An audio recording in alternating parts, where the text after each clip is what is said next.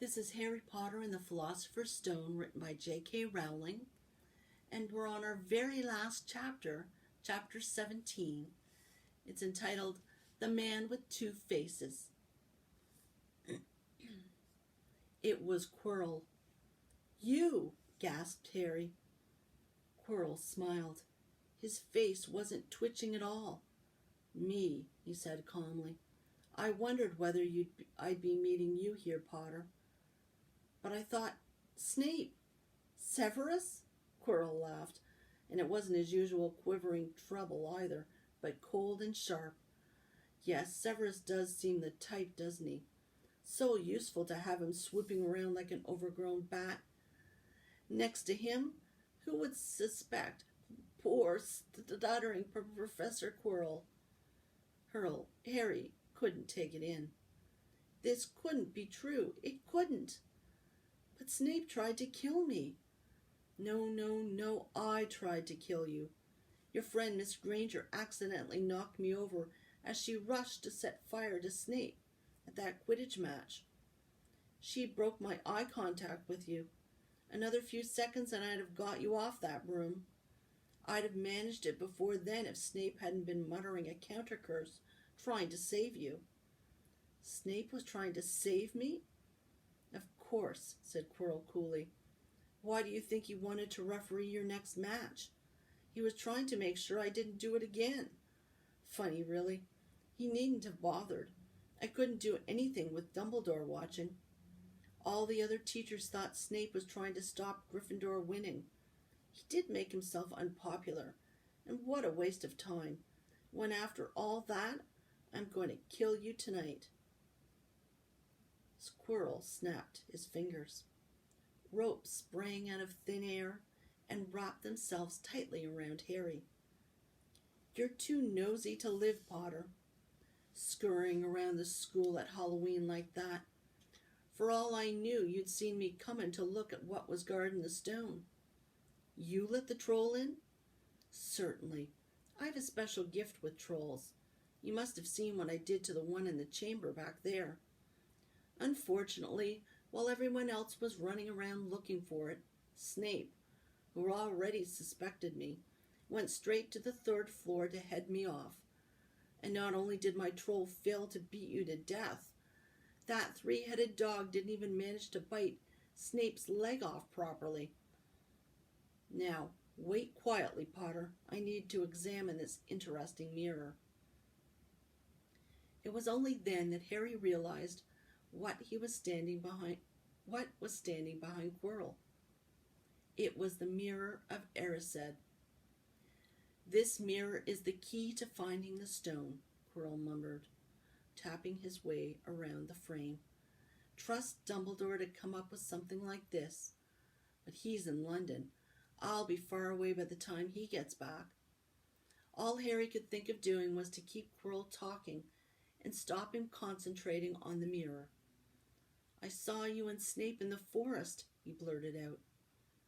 "Yes," said Quirrell idly, walking around the mirror to look at the back.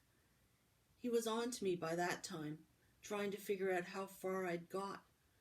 He suspected me all along, tried to frighten me, as though he could, when I had Lord Voldemort on my side." Quirrell came back out from behind the mirror and stared hungrily into it. "I see the stone. I'm presenting it to my master. But where is it?" Harry struggled against the ropes binding him, but they didn't give. He had to keep Quirrell from giving his whole attention to the mirror. "But Snape always seemed to hate me so much." "Oh, he does," said Quirrell casually. "Heavens, yes. He was at Hogwarts with your father, didn't you know? They loathed each other, but he never wanted you dead. But I heard you a few days ago, sobbing. I thought Snape was threatening you." For the first time, a spasm of fear flitted across Quirrell's face. "Sometimes," he said, "I find it hard to follow my master's instructions. He is a great wizard, and I am weak." "You mean he was there in the classroom with you?" Harry gasped. "He is with me wherever I go. said Quirrell. I met him when I traveled around the world. A foolish young man I was then, full of ridiculous ideas about good and evil. Lord Voldemort showed me how wrong I was. There is no good and evil. There is only power, and those too weak to seek it. Since then I have served him faithfully, although I have let him down many times. He has had to be very hard on me. Quirrell shivered suddenly. He does not forgive mistakes easily. When I failed to steal the stone from Gringotts, he was most displeased. He punished me, decided he would have to keep a closer watch on me. Quirrell's voice tailed away. Harry was remembering his trip to Diagon Alley. How could he have been so stupid? He'd seen Quirrell there that very day, shaken hands with him in the leaky cauldron. Quirrell cursed under his breath. I don't understand. Is the stone inside the mirror? Should I break it? Harry's mind was racing. What I want more than anything else in the world at the moment, he thought, is to find the stone before Quirrell does. So if I look in the mirror, I should see myself finding it, which means I'll see where it's hidden. But how can I look without Quirrell realizing what I'm up to? He tried to edge to the left, to get in front of the glass without Quirrell noticing. But the ropes around his ankles were too tight. He tripped and fell over. Quirrell ignored him. He was still talking to himself. What does this mirror do? How does it work? Help me, master. And to Harry's horror, a voice answered, and the voice seemed to come from Quirrell himself. Use the boy. Use the boy. Quirrell rounded on Harry. Yes, Potter, come here. He clapped his hands once and the ropes binding Harry fell off. Harry got slowly to his feet. Come here, Quirrell repeated. Look in the mirror and tell me what you see. Harry walked towards him. I must lie, he thought desperately.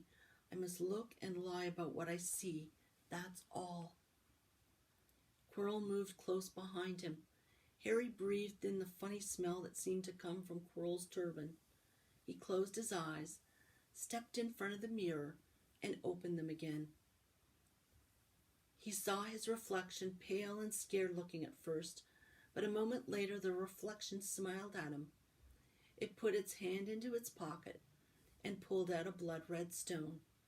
It winked and put the stone back in its pocket, and as it did so, Harry felt something heavy drop into his real pocket. Somehow, incredibly, he'd got the stone.